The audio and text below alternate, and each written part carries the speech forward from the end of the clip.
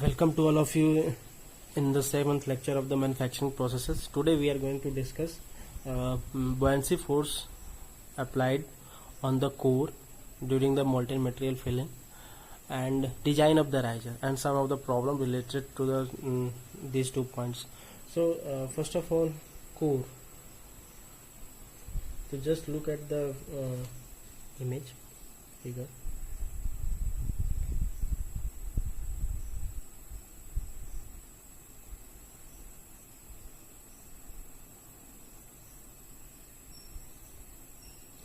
So this is the pattern. This is the pattern.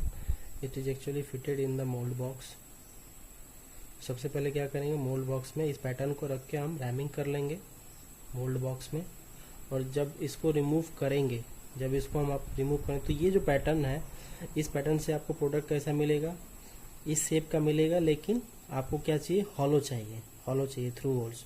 तो आप पहले इस तरीके से आप कोर प्रिंट बन जाएगा आपका, और उसके बाद आप क्या करोगे कि इस पैटर्न को रिमूव करोगे रैमिंग करने के बाद। तो जब रिमूव करोगे तो यहाँ पे कैविटी फॉर्म होगा, तो यहाँ पे आप क्या करोगे, कोर इस तरीके से आप प्लेस कर दोगे। सिलेंड्रिकल फॉर्म में कोर है, जैसा आपको होल चाहिए वैसा आप कोर बनाओगे और इसको प्लेस कर दोगे। तो जब प्लेस कर दोगे तो आपका ये पार्ट फिल हो जाएगा, बाकी सारा पार्ट वैकेंट रहेगा। तो इस तरीके से आप इंटरनल होल्स की कास्टिंग कर सकते हो, इंटरनल होल्स वाले प्रोडक्ट आप कास्ट कर सकते हो।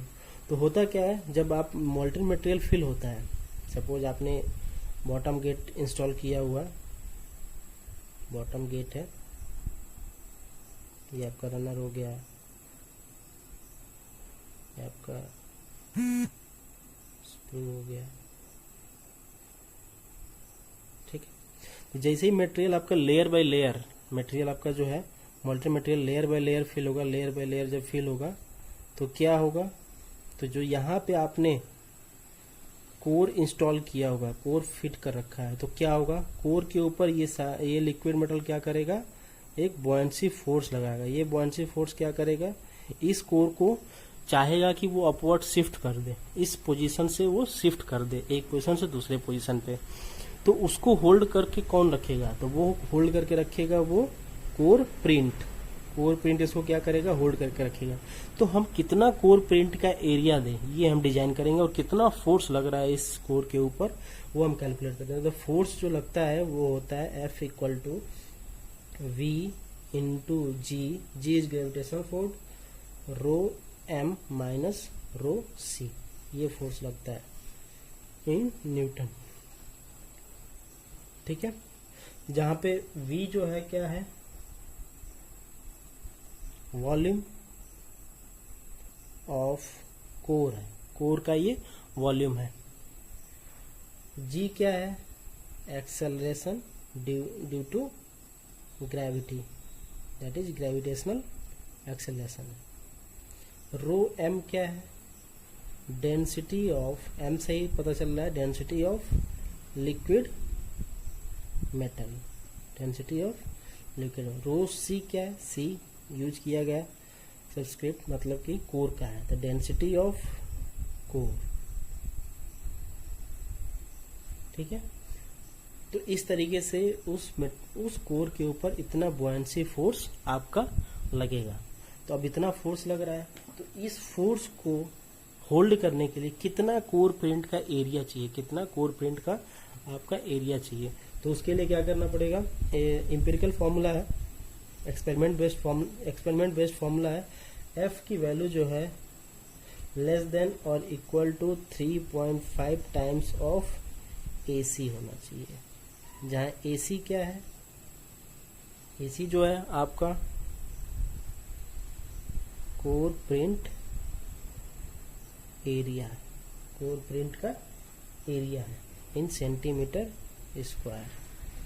ऐसा सेंटीमीटर स्क्वायर क्यों होगा, बैलेंस तो नहीं होगा, लेकिन जो 3.5 है ये कोई डेटा नहीं है, डिजिट्स नहीं है, इसका यूनिट है, इसका यूनिट है न्यूटन पर सेंटीमीटर स्क्वायर। तभी तो न्यूटन पर centimetre square into centimetre square cancel out होकर एफ की वैल्यू न्यूटन में आपको वैल्यू मिलेगा। 3.5 का यूनिट है न्यूटन, ये कैलकुलेटेड ऑलरेडी, न्यूटन पर सेंटीमीटर स्क्वायर, एरिया जो है सेंटीमीटर स्क्वायर में आएगा।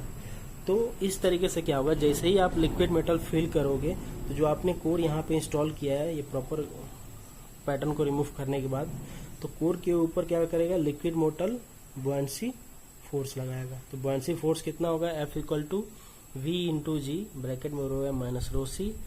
तो रो एम माइनस रो सी, जहाँ वी क्या है, वॉल्यूम ऑफ द कोर है, जी क्या है, एक्सेलरेशन ड्यू टू ग्रेविटी है, रो एम क्या है, density of the liquid metal, rho c क्या है, डेंसिटी ऑफ कोर, एफ जो है less than equal to 3.5 times of AC होना चाहिए कोर प्रिंट एरिया के। तो कोर प्रिंट एरिया जो है सेंटीमीटर स्क्वायर में है, जहाँ 3.5 क्या है, न्यूटन पर सेंटीमीटर स्क्वायर। ठीक है, तो हम एक क्वेश्चन डिस्कस कर लेते हैं इसी के ऊपर। क्वेश्चन जो है वो क्या है, a hollow cylindrical casting is produced. Hollow cylindrical casting मतलब कास्टिंग का हॉलो जो पार्ट हो कैसा होना चाहिए, cylindrical. Casting is produced by using a core of 120 millimetre diameter and 180 millimetre height. मतलब कोर का दे दिया डायमीटर और हाइट दे दिया। मतलब अगर आपका ये कोर है तो इसका डायमीटर जो है, सपोज ये ज़्यादा पतला बन गया, 120 मिलीमीटर और 180 मिलीमीटर। ठीक है, डेंसिटी ऑफ लिक्विड मेटल दे रखा है, रो एम दे रखा है 13,600 kg पर metre cube. Density of liquid metal दे रखा है, डेंसिटी ऑफ कोर दे रखा है, रो सी दे रखा है 1600 kg पर metre cube. Determine the upward buoyancy force on the core. Buoyancy force पूछ रहा है and core print area required. तो बायंसी फोर्स पूछ रहा है, तो बायंसी फोर्स का फॉर्मूला क्या है, F equal to we into g into rho m minus rho c. तो V क्या है, V निकालना पड़ेगा। तो V कैसे निकालोगे, पाई by 4 d square into H होगा, जहाँ ये D है और ये क्या है, H है, इंटू G होगा रो एम माइनस रो सी हो। ठीक है, तो यहाँ से वैल्यू पुट कर दो, पाई बाई 4, सभी को मीटर में लेके चलो। डी क्या है 120, तो ये कितना हो जाएगा 0.120 का होल स्क्वायर, H हो जाएगा 0.180 इंटू जी की वैल्यू कितना होता है 9.81 मीटर पर सेकेंड स्क्वायर। ठीक है, रो एम कितना हो गया आपका 13,600 माइनस 1600 kg पर मीटर क्यूब। तो इस तरीके से जब आप कैलकुलेट करोगे तो आएगा 239.65 न्यूटन, एफ की वैल्यू आ गई। तो पहला पार्ट हमारा कंप्लीट हो गया, एफ कितना फोर्स लग रहा है, तो इतना न्यूटन लग रहा है। अब इतना फोर्स लग रहा है तो इतने फोर्स के लिए कितना एरिया कोर प्रिंट का एरिया रिक्वायर्ड होगा। तो हमने अभी पढ़ा है एफ की value less than equal to 3.5 times of AC होना चाहिए। ठीक है, इसका मतलब आप कैलकुलेट करो f equal to 3.5 times of AC. तो यहाँ से आप देख लो एफ की वैल्यू आपका निकल गया 239.65 equal to 3.5 times of AC. तो यहाँ से क्रॉस एरिया निकाल लो आप कोर प्रिंट का, आ जाएगा 68.47 सेंटीमीटर स्क्वायर। तो ये हो गया आपका, इतना कोर प्रिंट का एरिया चाहिए। तो इस तरीके से आपके गेट में क्वेश्चंस आते हैं कि फोर्स कितना लग रहा है, कोर प्रिंट का एरिया कितना चाहिए। तो इस तरीके से आप कैलकुलेट कर सकते हैं। ठीक है, तो नेक्स्ट हम मूव करते हैं design of riser. Design of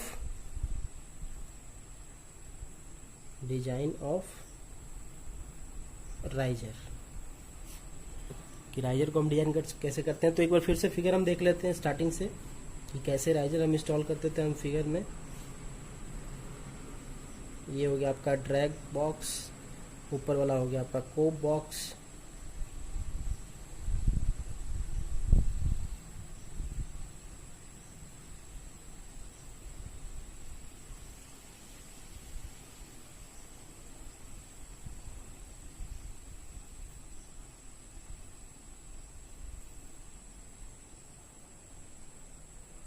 ठीक है।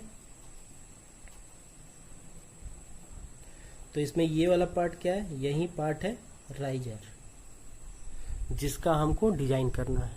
ठीक है। तो राइजर के कुछ कैरेक्टरिस्टिक्स होते हैं कि क्या क्या कैरेक्टरिस्टिक्स हमें चाहिए। तो पहला है कि हम इसमें जो ध्यान देते हैं वो है S/V, surface area by volume का रेशियो।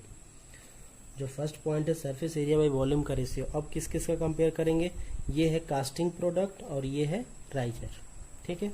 तो surface area by volume of casting should be greater than और equal to surface area by volume of riser. अब इसको समझते हैं कैसे। कास्टिंग का surface area by volume ratio ज्यादा होना चाहिए as compare to surface area by volume of the riser. Surface area ज्यादा क्यों होना चाहिए, जब सरफेस एरिया ज्यादा होगा कास्टिंग का, सरफेस एरिया बाई वॉल्यूम ज्यादा होगा तो ये पहले सॉलिडिफाई होगा। मतलब कि कास्टिंग जो है, ये वाला पीस जो है पहले सॉलिडिफाई होगा।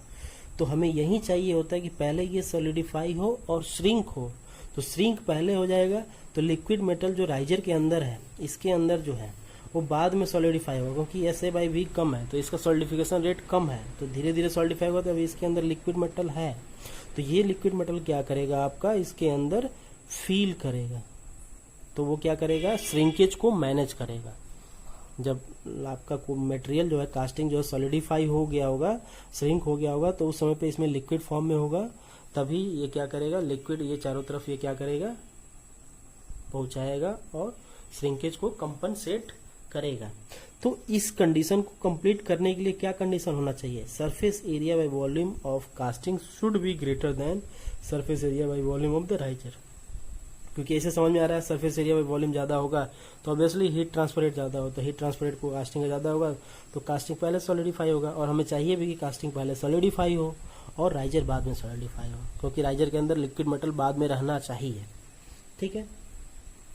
दूसरा चीज है कि हम वॉल्यूम ऑफ राइजर जो लेते हैं, वॉल्यूम ऑफ जो राइजर लेते हैं, याद होना चाहिए बाय डिफॉल्ट है 3 times percentage shrinkage of casting.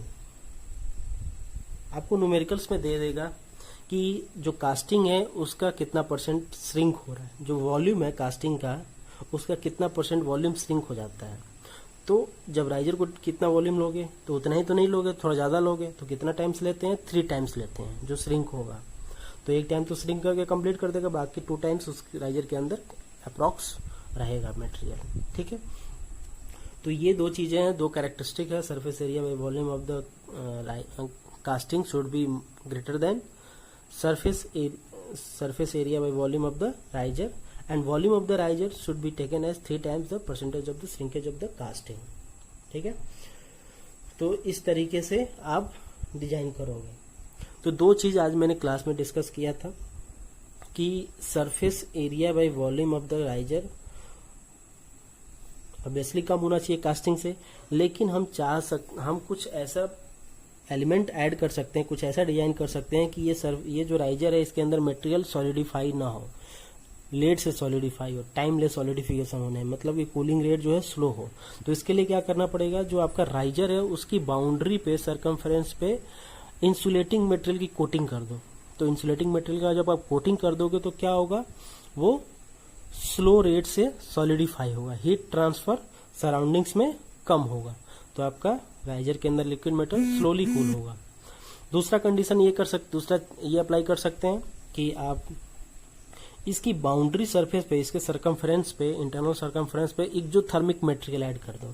तो एक्जोथर्मिक मटेरियल जब ऐड करोगे, जैसे ही लिक्विड मेटल पहुंचेगा वहां पे, तो वो क्या करेगा, रिएक्शन करेगा। और एक्जोथर्मिक मटेरियल की प्रॉपर्टी होती है कि जब वो रिएक्शन करता है तो आपका हीट जनरेट करता है, तो वो मटेरियल और हीट जनरेट करेगा यहाँ पे, मतलब वो जो हीट जनरेट करेगा और उस मटेरियल को और मेल्ट करने में हेल्प करेगा, मेल्टिंग कंडीशन में रखने में और ज्यादा हेल्प करेगा। तो इसलिए यहाँ पे और देर तक क्या हो सकता है कि आपका लिक्विड मेटल मोल्टेन कंडीशन में रह सकता है। तो 2 चीज कर सकते हैं इसका परफॉर्मेंस इंप्रूव करने के लिए, राइजर का परफॉर्मेंस इंप्रूव करने के लिए, कि आप या तो इसके इंटरनल सरफेस को कोटिंग कर दो इंसुलेटिंग मटेरियल से, या फिर इसमें एक्जोथर्मिक मटेरियल्स ऐड कर दो ताकि वो हीट रिएक्शन करे, हीट जनरेट करे और उस हीट से आपका लिक्विड मेटल मोल्टेन फॉर्म में मेंटेन रहे। ठीक है, तो समझ में आ गया। तो दो कैरेक्टरिस्टिक्स हो गया, surface area by volume of casting should be greater then surface area by volume of riser. अब जो है टाइप्स ऑफ राइजर, कितने टाइप का होता है, कितने टाइप का होता है। तो पहला है साइड राइजर, जैसे ये जो है आपका टॉप राइजर है, ठीक है, ये साइड राइजर देख लो कैसा होता है आप।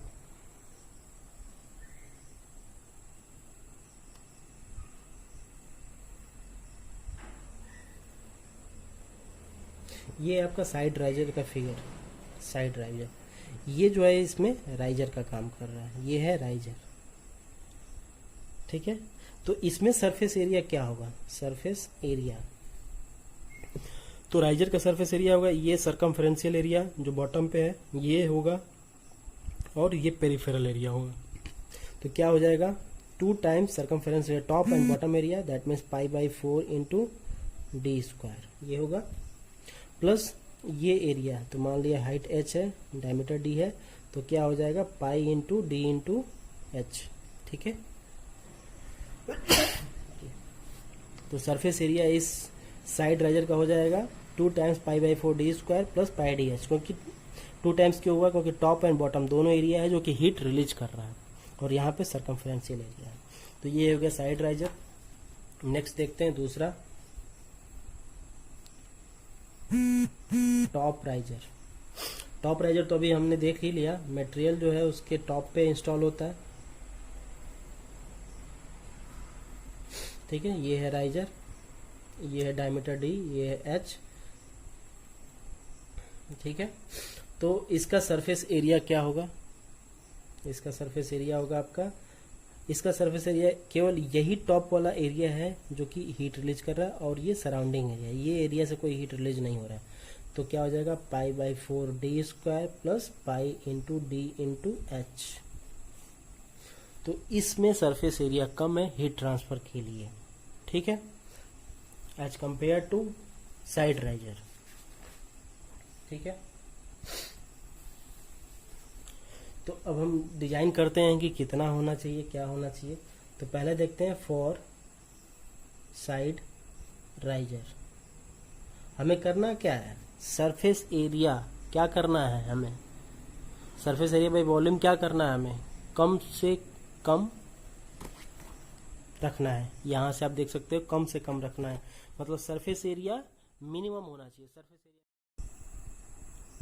तो अब हम देखते हैं फॉर साइड राइजर के लिए डिजाइन देखते हैं कैसा होगा। फॉर साइड राइजर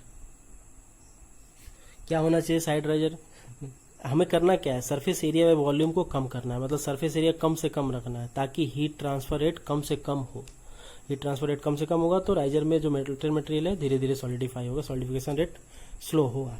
तो हमें सरफेस एरिया हमने साइड राइजर के लिए निकाल रखा है π/4 d square 2 times plus πdh। Volume हमने पढ़ा हुआ है, वॉल्यूम क्या होगा राइजर का π/4 डी स्क्वायर h।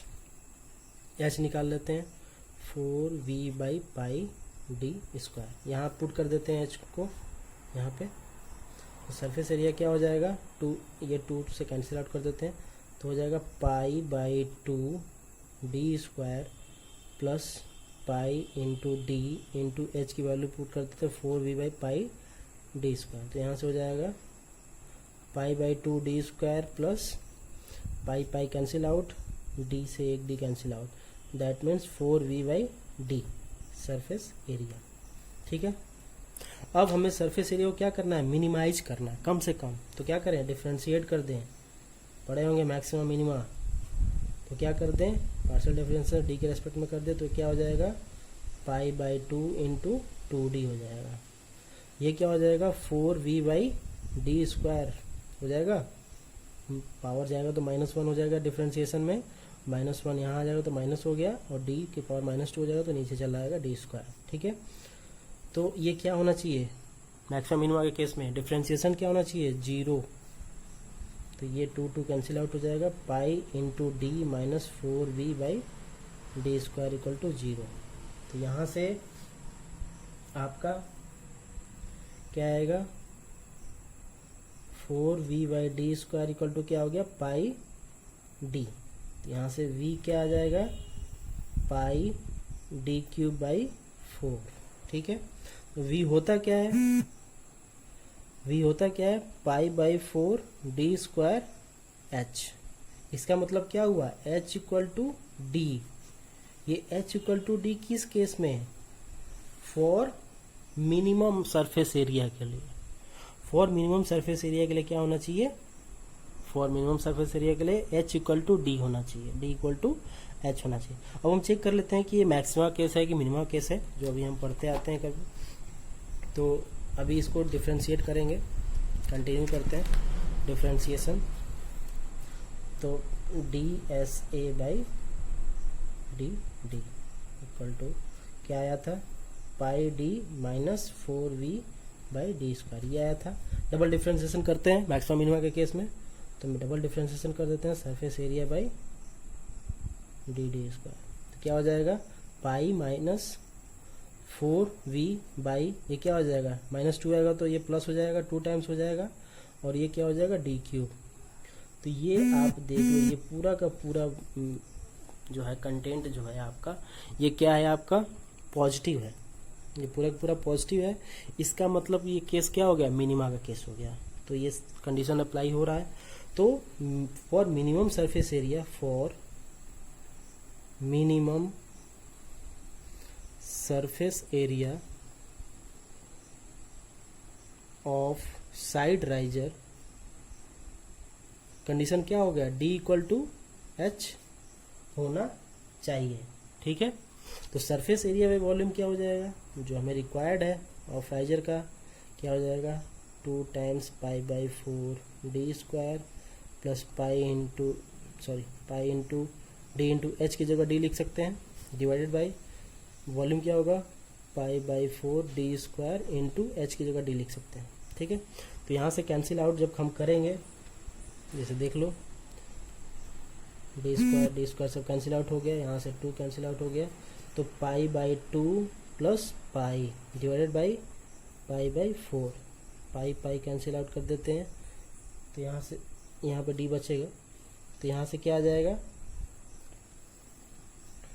यहाँ से आ जाएगा आपका 6 बाई डी, मतलब surface area by volume of side riser is 6 by D for minimum surface area. ठीक है, ऐसे ही हम टॉप राइजर के लिए देखते हैं। For top riser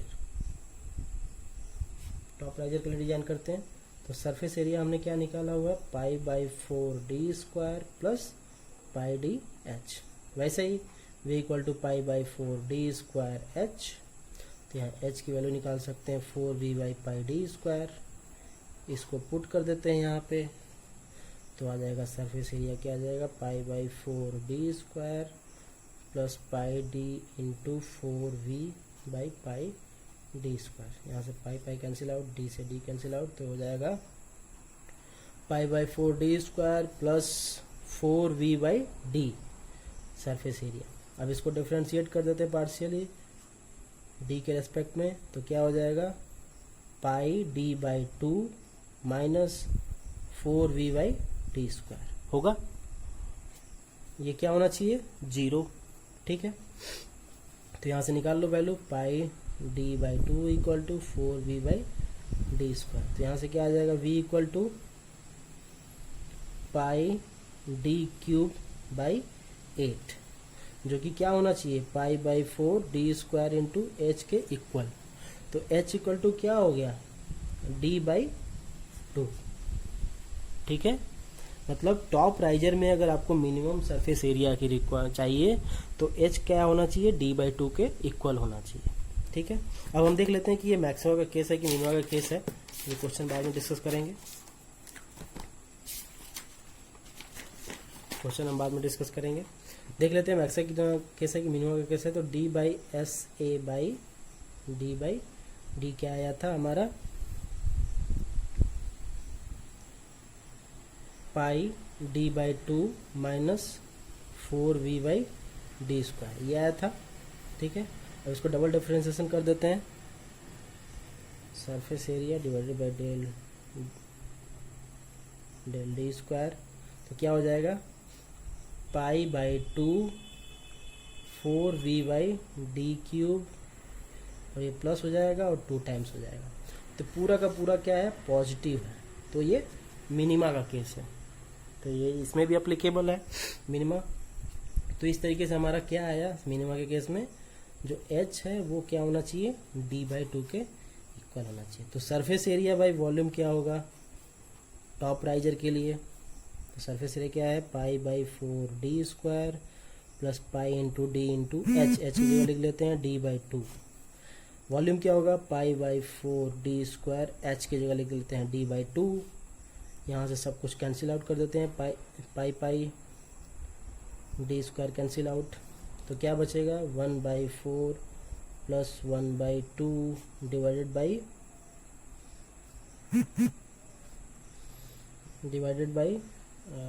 D by 8।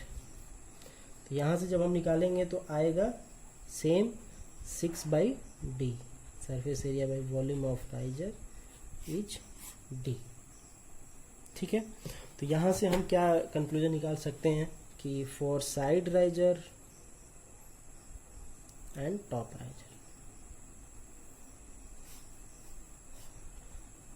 h equal to क्या है, d है, यहाँ h इक्वल टू क्या है, d बाई 2 है। लेकिन सरफेस एरिया बाई वॉल्यूम क्या है, इसका सेम है 6 बाई डी, इसका भी सरफेस एरिया बाई वॉल्यूम क्या है, सेम है 6 बाई डी। ठीक है, तो ये हो गया आपका design of the riser, top riser and side riser का। ठीक है, अब हम स्टार्ट करते हैं, क्वेश्चन डिस्कस करते हैं। तो क्वेश्चन देखते हैं, design a cylindrical riser to feed the metal of cubical shape of side 20 centimetre. मतलब एक ब्लॉक है, क्यूबिकल ब्लॉक है, जिसका हर एक साइड क्या है, 20 सेंटीमीटर है। इसके ऊपर क्या कर, इस पर क्या डिजाइन करना है, राइजर। इसके लिए राइजर डिजाइन करना कि राइजर कौन सा इंस्टॉल करे जिससे ऑप्टिमम राइजर सुटेबल हो सके, ऑप्टिमम हो सके। तो क्वेश्चन क्या है, design a cylindrical riser to feed the metal of cubical shape of side 20 centimetre, take shrinkage volume of the material as 6%। मतलब ये जो है मटेरियल जब सॉलिडिफाई होगा तो इस वॉल्यूम का 6% क्या होगा, सॉलिडिफाई होगा, तो श्रिंक हो जाएगा। ठीक है, तो सबसे पहले वॉल्यूम निकाल लेते हैं पूरे कास्टिंग का। तो क्या होगा, v equal to 20 into 20 into 20 centimetre cube, मतलब 8000 सेंटीमीटर क्यूब हो गया। ये हो गया टोटल इस वॉल्यूम का एरिया जो मटेरियल आपको सॉलिडिफाई करना है। ठीक है, तो आपका जो है राइजर का volume, shrinkage volume of casting कितना है,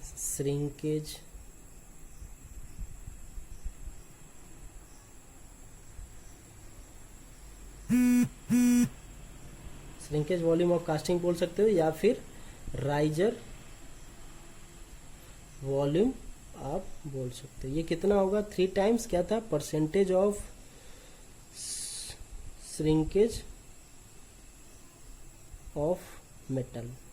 ठीक है, तो 3 टाइम्स क्या हो जाएगा, कितना परसेंट है, 6% ऑफ क्या है, वॉल्यूम। तो 3 इंटू 6/100 इंटू वॉल्यूम कितना है, 8000। तो कितना लेना है राइजर का वॉल्यूम, तो इस तरह आएगा आपका 1440 सेंटीमीटर क्यूब। ठीक है, नेक्स्ट आगे देखते हैं कि कौन सा सुटेबल रहेगा, टॉप राइजर या फिर साइड राइजर। तो सबसे पहले एज्यूम करते हैं फॉर साइड राइजर से स्टार्ट करते हैं। डिजाइन कर रहे हैं तो दोनों केस आपको लेके चलना पड़ेगा। तो फॉर साइड राइजर क्या होता है, h इक्वल टू डी होता है। ठीक है, तो यहाँ पे क्या हो जाएगा volume, π/4 d square into h की जगह क्या लिख सकते हैं डी, और ये हमने कितना निकाला, कितना होना चाहिए 1440 सेंटीमीटर क्यूब। तो यहाँ से h equal to d equal to निकाल लोगे आप, कितना आएगा, आएगा ये लगभग 12.239 सेंटीमीटर, इतना डायमीटर और हाइट होना चाहिए फॉर साइड राइजर। ठीक है, सरफेस एरिया बाई वॉल्यूम अगर हम निकालते हैं राइजर का, साइड राइजर का, तो क्या आ रहा है 6/d होता है, दैट मीन्स 6/12.239, तो यहाँ से आ जाएगा 0.4902 आ रहा है। ठीक है, अब हम surface area by volume of casting निकालते हैं, तो कास्टिंग का क्या हो जाएगा, सरफेस एरिया क्या होगा 6 टाइम 6 सरफेस एरिया है ना इस क्यूबिकल ब्लॉक का, तो 6 time 20 into 20 divided by volume क्या होगा 20 इंटू 20 इंटू 20, तो यहाँ से कैंसिल आउट होगा 6/20, तो कितना आ रहा है 0.3 आ रहा है। हमने अभी क्या पढ़ा है, surface area by volume of casting should be greater then surface area by casting of the volume of the riser, लेकिन यहाँ पे क्या है सरफेस एरिया ऑफ कास्टिंग कम है एज कम्पेयर टू राइजर से, ये देखो ध्यान दो, surface area by volume of casting का कम है, राइजर का ज़्यादा है, मतलब पहले सॉलिडिफाई कौन हो जाएगा राइजर, तो आपका मटेरियल तो फिल ही नहीं कर पाएगा, सॉलिडिफिकेशन श्रिंकेज जो सॉलिड श्रिंकेज होगा उसको कंपनसेट तो कर ही नहीं पाएगा। ठीक है, तो अब उसके हिसाब से आपको डायमीटर सेलेक्ट करना पड़ेगा, इसके हिसाब से, तो क्या रखना पड़ेगा, कम से कम इसके बराबर रखना पड़ेगा, मतलब ये जो है कम से कम surface area by volume of casting equal to surface area by volume of riser, तो इसका रखना पड़ेगा 0.3, सरफेस एरिया बाई वॉल्यूम क्या होता है 6/d, तो यहाँ से जब d निकालोगे तो आपका आएगा 20 सेंटीमीटर, मतलब कि कम से कम 20 सेंटीमीटर डायमीटर होना चाहिए राइजर का, इसका मतलब हाइट भी उसका 20 सेंटीमीटर होना चाहिए। ठीक है, तो वॉल्यूम क्या हो जाएगा फिर राइजर का π/4 डी स्क्वायर इंटू एच, तो यहाँ से वॉल्यूम जब आप निकालोगे तो आ जाएगा इस 20 से 6288.18 सेंटीमीटर क्यूब। ठीक है, आपका डायमीटर ये आ गया और वॉल्यूम ये आ गया। अगर साइड राइजर आप डिजाइन कर रहे हो तो ये आपको इतना रखना पड़ेगा। ठीक है, अब हम मूव करते हैं टॉप राइजर कंसीडर करते हैं। For top riser, for top riser h equal to क्या है d/2, तो यहाँ से वॉल्यूम क्या होगा π/4 d square into d/2 equal to 1440। ठीक है, तो यहाँ से d की वैल्यू आ रहा है 15.42 सेंटीमीटर। ठीक है, तो यहाँ भी जो सरफेस एरिया बाई वॉल्यूम आपका आएगा राइजर का 6/d ही फॉर्मूला है सेम, तो 6/15.42, तो यहाँ से आपका आएगा 0.389।